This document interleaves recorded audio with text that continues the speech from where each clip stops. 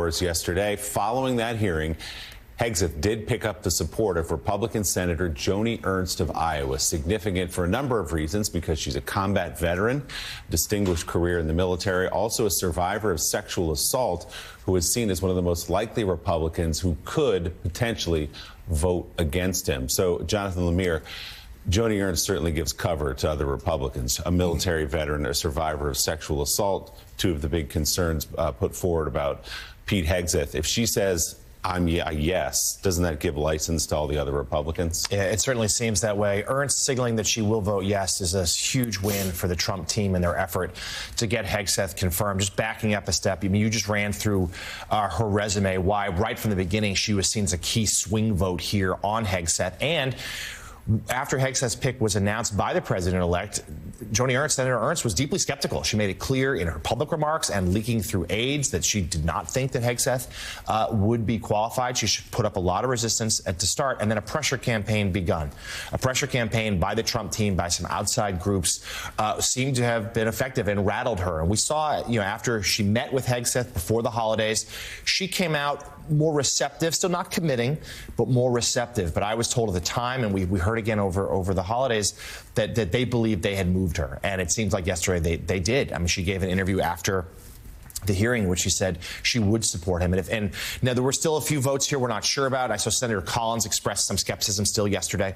But Collins, Murkowski, even McConnell, that's not enough. That's only 3. You need at least 4. Now, that doesn't mean there won't be someone else who steps forward, but Ernst was seen as the most likely candidate for that. And if Joe Mika, if she's the one who says, you know what, I'm going to do this, despite a pretty halting hearing yesterday from Hegseth, who missed some very basic answers, and was wrong, as Joe pointed out earlier, that, of course, other defense secretaries have served in combat. But if Senator Ernst is going to, if the pressure campaign got to her, if her fear of the MAGA base and Donald Trump coming into office got to her, that's a pretty good signal that most Republicans will fall in line. And those I talked to last night feel very bullish about Hegseth's chance. Not done, but they feel good. Well, I say not done. I would say not done also because, Joni Ernst came out and she spoke her mind and was very concerned, obviously, about women in combat, something that she has fought for in her public life. Also very concerned about sexual harassment and sexual abuse inside the military. And she made no secret of the fact that she was concerned about Pete Hegseth. And then she had a couple of hours of people saying nasty things about her on X. Mm-hmm. And asked somebody reportedly, how do I make this stop? The people who get voting cards these days, it's crazy. It really is. But that doesn't mean it's over. I mean, we will see what happens with Lisa Murkowski, somebody who does not let an hour and a half of tough times on social media move her. We'll see what happens with Susan Collins. We'll see what happens with Mitch McConnell. We will see what happens to Dave McCormick. There's no reason to think that Dave McCormick would vote against Pete Hegseth. That said, he's not up for 6 more years. He went to West Point. If there's anybody who understands how woefully ill-qualified Pete Hegseth is, even if you put all of these documented, again, not anonymous, documented character questions about the nominee that the Republicans are blocking from seeing the light of day. Even if you put that aside, people like Dave McCormick, people like Senator Young from Indiana, who's a very serious thinker on defense policy, and also the new senator from Utah, who has expressed concerns about Hegseth, and also Tulsi Gabbard.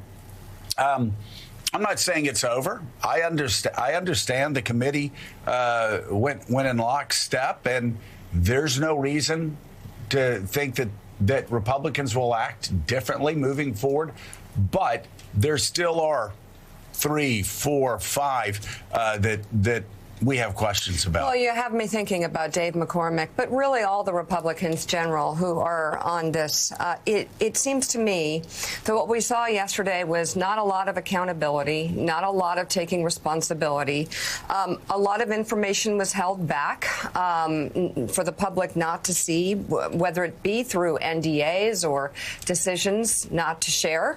But I'm just wondering, General, if the Republicans on the committee care about this pick and they're not thinking about Donald Trump's influence over them or what people are saying on X, but really, is this person qualified to be Secretary of Defense? What should they be looking at in terms of what we saw yesterday?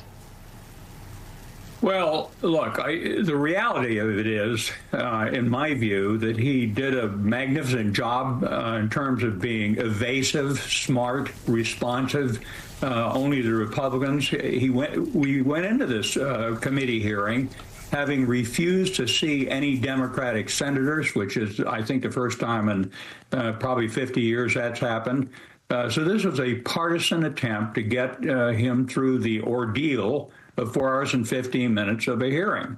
And to some extent, Senator Jack Reed, Senator Kelly laid it all out. There's an enduring concern about alcohol abuse. It's very difficult to walk away from alcohol abuse without therapy, without help.